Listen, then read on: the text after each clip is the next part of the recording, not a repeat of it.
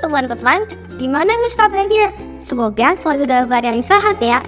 Dengan hadirnya video ini, tentunya ambil ilmu kepada kalian semua. Seperti yang bisa dilihat pada video, yuk, ambil pas cetulat teks persuasi. Lihat, dari kalian ada yang bertanya-tanya, apa sih teks persuasi itu?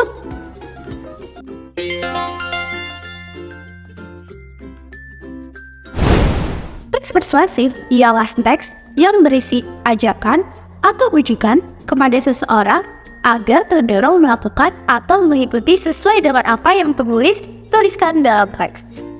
Di dalam teks persuasif, terdapat pendapat-pendapat seperti halnya di dalam teks argumentatif. Baik pendapat maupun fakta yang digunakan dalam rangka mempengaruhi pembaca agar mau mengikuti bujukan-bujukan tersebut. Dan tentunya, teks persuasif sendiri memiliki tujuan-tujuan. Apa aja ya tujuan teks persuasif itu? Teks persuasif bertujuan untuk meyakinkan pembaca bahwa ide, gagasan, atau pendapat di dalam teks adalah benar dan terbukti, sehingga mampu mempengaruhi halayak atau orang lain untuk melakukan apa yang menjadi ajakan dari ide tersebut.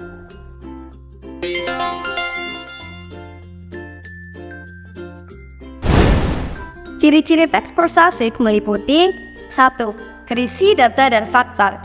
Hal ini dikarenakan tujuan utama dari teks ini adalah untuk mempengaruhi pembaca, sebab teks persuasif memiliki alasan-alasan yang kuat disertai dengan data dan fakta. Yang kedua, meyakinkan pembaca. Teks ini berusaha meyakinkan pembacanya untuk melakukan dan mempercayai yang ditulis oleh penulis. Yang ketiga, berisi kata-kata ajakan. Teks persuasif banyak menggunakan kata-kata ajakan seperti ayo, mari, lakukanlah, dan lain sebagainya. Yang keempat, menghindari konflik. Teks persuasif biasanya menghindari konflik agar kepercayaan pembacanya tak hilang dan supaya kesepakatan pendapat antara penulis dan pembaca tercapai. Pendapat ataupun fakta digunakan dalam teks persuasif bertujuan untuk mempengaruhi pembaca supaya mengikuti ajaran-ajarannya. Untuk teks persuasif, 1. Pengenalan isu. Pengenalan isu yakni berupa pengantar atau penyampaian tentang masalah yang menjadi dasar tulisan atau pembicaranya itu. 2. Rangkaian argumen. Rangkaian argumen yakni berupa sejumlah pendapat penulis atau pembicara terkait dengan isu yang dikemukakan pada bagian sebelumnya. Pada bagian ini, dikemukakan oleh sejumlah fakta yang memperkuat argumen-argumennya itu. 3. Pernyataan ajakan. Pernyataan ajakan yakni sebagai inti dari teks persuasif yang di dalamnya dinyatakan dorongan kepada pembaca atau pendengarnya untuk melakukan sesuatu. Pernyataan ini mungkin disampaikan secara tersurat ataupun tersirat. Nah, adapun kehadiran argumen berfungsi untuk mengarahkan dan memperkuat ajakan-ajakan itu. 4.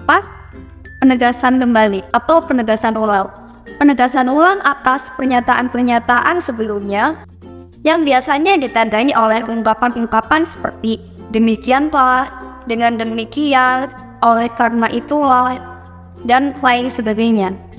Dengan kata lain, penegasan ulang bisa dipahami juga sebagai stimulan atau rangkuman.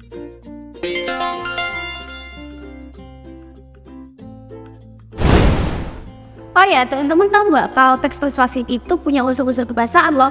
Seperti yang pertama, pernyataan ajakan. Pernyataan ajakan ini tentunya mengandung sebuah dorongan ataupun bujukan.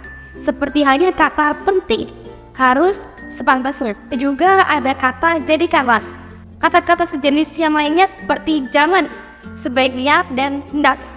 Yang kedua, kata teknis. Menggunakan kata teknis atau peristilahan yang berkaitan dengan topik yang dibahas. Berkaitan dengan permasalahan remaja, digunakan kata-kata yang relevan dengan masalah itu seperti teknologi, internet, reproduksi, dan lain sebagainya.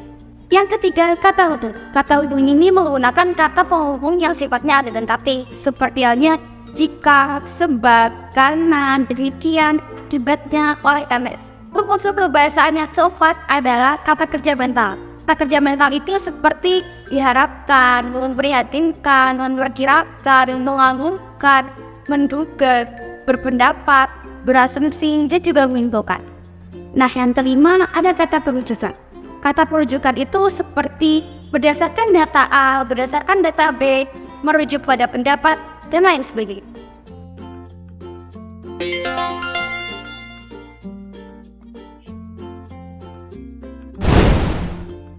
Langkah-langkah menyimpulkan teks persuasi. Yang pertama, membaca keseluruhan isi teks. Yang kedua, mencatat bagian-bagian penting dari isi teks itu. Yang ketiga, memahami hubungan logis antar bagian penting teks itu. Yang keempat, merumuskan kesimpulan isi teks secara langsung dan jelas. Cara menyusun teks persuasi. Yang pertama, menentukan tema atau rujukan utamanya. Yang kedua, mencatat perincian-perincian yang mengarahkan pada ajakan itu yang berupa pendapat atau fakta. Yang ketiga, menyusun pendapat, fakta, dan rumusan ajakan sesuai dengan struktur teks persuasi. Maka kata tersebut menjadi teks persuasif yang lengkap dengan mempraktikkan kaidah kebahasaan.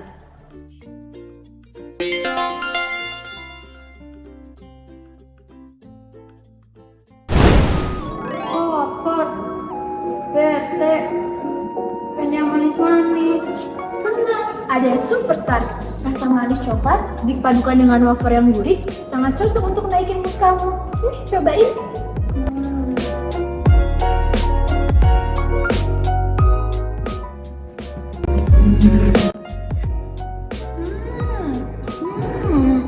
Enak, beli di mana?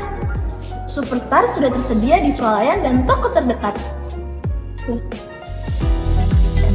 Loh, mau kemana? Mau beli Superstar? Oh ya udah, hati-hati ya. Dadah. Hati-hati.